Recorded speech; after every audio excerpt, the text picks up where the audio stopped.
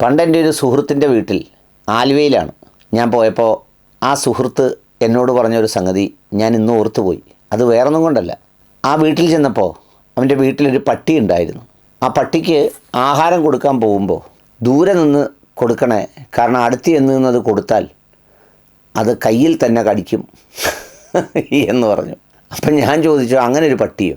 വിശപ്പിന് ഭക്ഷണം കൊണ്ട് കൊടുക്കുമ്പോൾ അതിന് കയ്യിൽ തന്നെ കടിക്കുമോ? അപ്പോൾ അങ്ങനെയാണ് അതിൻ്റെ ശീലമെന്ന് പറഞ്ഞു. അത് പട്ടിയുടെ കാര്യത്തിൽ എനിക്കൊരു അത്ഭുതമായിരുന്നു. മനുഷ്യരുടെ കാര്യത്തിൽ നമുക്കങ്ങനെ ഒരു അത്ഭുതമില്ല. കൊടുത്ത കൈക്ക് കടിച്ചിട്ടുള്ളവരേ ഉള്ളൂ ഒത്തിരി പേർ. അറിയാതിരുന്നാൽ, സഹായിച്ചില്ലെങ്കിൽ, അകലെയാണെങ്കിൽ ഒരാളെയും അത്ര മാരകമായി വേറെ ആർക്കും ദ്രോഹിക്കാൻ കഴിയില്ല. എന്നാൽ സഹായം ലഭിച്ചിട്ടുണ്ടോ, നന്ദികേട് പ്രതീക്ഷിക്കുക തന്നെ വേണം. നന്ദികേട് കൂടിയാലും വൈരാഗ്യം കൂടിയാലും പക കൂടിയാലും അത് ഷുക്കൂർ വക്കീലിനെ പോലെ ആവുമോ എന്ന് ചോദിച്ചാൽ അങ്ങനെ സാധാരണ മനുഷ്യർക്ക് വരാൻ തരവില്ല. ഷുക്കൂർ വക്കീൽ ഈ ലീഗിൻ്റെ കോടി 10ഉം 11ഉം ഒക്കെ കണ്ടതോടുകൂടി കുരുവ് പൊട്ടി ഹൈക്കോടതിയിൽ ചെന്ന് ഈ പിരിക്കുന്ന തുകയെല്ലാം നിയന്ത്രിച്ച് വാങ്ങി സർക്കാരിന് CMDRFിലേക്ക് കൊടുക്കണം എന്ന് പറഞ്ഞപ്പോൾ വക്കീലായി തന്നെ പോയതാണ് സ്വന്തം നിലയിൽ. നമ്മൾ ഈ പുര കത്തുമ്പോൾ വാഴ വെട്ടുക എന്നൊക്കെ പറയുന്നത് പോലെ ഇത്രയും ആളുകൾ മണ്ണിനടിയിൽ കിടക്കുമ്പോൾ മൊത്തം മനുഷ്യരുടെയും ചിന്ത അവർക്ക് എളുപ്പം ഒരു വീടാകട്ടെ, സ്ഥലമാകട്ടെ. ചിലർ പറയുന്ന 1 കോടി രൂപ വീതം അവർക്ക് കൊടുക്കുക, ചിലർ പറയുന്ന 1 ഏക്കർ സ്ഥലവും ഒരു വീടും കൊടുക്കുക, അവർ ജീവിക്കട്ടെ, അവരെല്ലാം നഷ്ടപ്പെട്ടവരല്ലേ എന്നൊക്കെ പറയുമ്പോഴും ഷുക്കൂറിന് അതിൻ്റെ ഇടയിലൂടെ ഈ പറഞ്ഞ കടിയാണ്. ലീഗിനിട്ട് കടിക്കണം. എന്താണ് ലീഗിനിട്ട് കടിക്കാനുള്ള കാരണം? ഷുക്കൂറിൻ്റെ ഭാര്യയെ വിളിച്ച് പ്രോവീസിയാക്കി. പിന്നെ ഷുക്കൂറിനും കിട്ടി മോശമല്ലാത്ത പദവികൾ. ഷുക്കൂറിൻ്റെ ഭാര്യയുടെ പേരിൽ ഷുക്കൂർ അറിയപ്പെട്ടു തുടങ്ങി. ഈ പേര് കേട്ടപ്പോൾ ആദ്യമായി എല്ലാവരും, കേരളത്തിലെ ആളുകളെല്ലാം അന്നേരമാണ് അറിയുന്നത് ഈ ഷുക്കൂർ ആരാണെന്നുള്ളത്. പിന്നെ ഭാര്യ വിദേശ രാജ്യത്ത് പോയി നിന്ന് ലീഗില്ലായിരുന്നെങ്കിൽ ഞാനില്ലായിരുന്നു എന്നൊക്കെ പറഞ്ഞു. പക്ഷേ ഇപ്പോൾ ഷുക്കൂർ വക്കീലിന് ലീഗെന്ന് പറയുന്നത് ഒരു വയറുകടി ഉണ്ടാക്കുന്ന വസ്തുവാണ്. അതിനാണ് ഷുക്കൂർ വക്കീൽ ഓടിപ്പോയത്. അത് കേട്ടപ്പോൾ എനിക്ക് തോന്നിയ തമാശ എന്തെന്നറിയുമോ?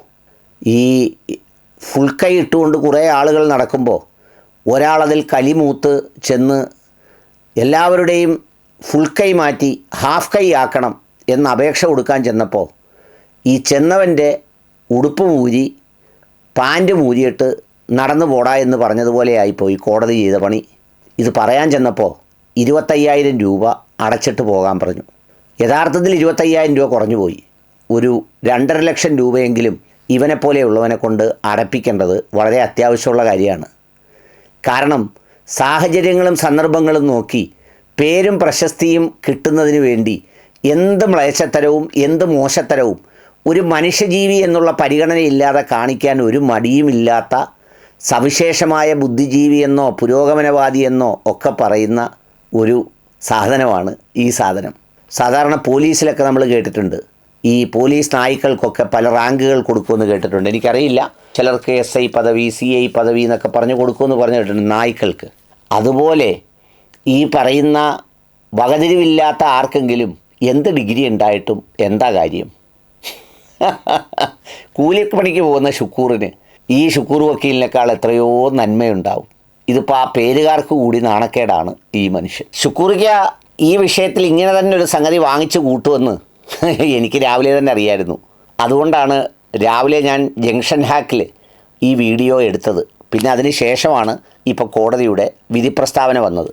അതിനെക്കുറിച്ച് ഷുക്കൂറിക്ക പറഞ്ഞിരിക്കുന്നത് എന്ത് രസമുണ്ട് കേൾക്കാനെന്നറിയോ? ഞാനൊന്ന് വായിക്കാം. ദുരിതാശ്വാസ നിധിയിൽ ഞാൻ പണം നൽകിയിട്ടുണ്ട്. ഈ ഹർജി സമർപ്പിച്ച നിലയിൽ വീണ്ടും പണം നൽകുവാൻ കോടതി നിർദ്ദേശിച്ചിട്ടുണ്ട്. അത് നൽകുന്നതിൽ എനിക്ക് സന്തോഷമേ ഉള്ളൂ. പോരാട്ടം തുടരും, പിന്തുണ വേണം. എന്തോ ഒരു വരികളാ! ഈ ഹർജി സമർപ്പിച്ച നിലയിൽ. നമ്മൾ സാധാരണ ഇതൊക്കെ പറയുന്നത് ഈ തൂങ്ങി മരിച്ച നിലയിൽ എന്നൊക്കെ പറയാം.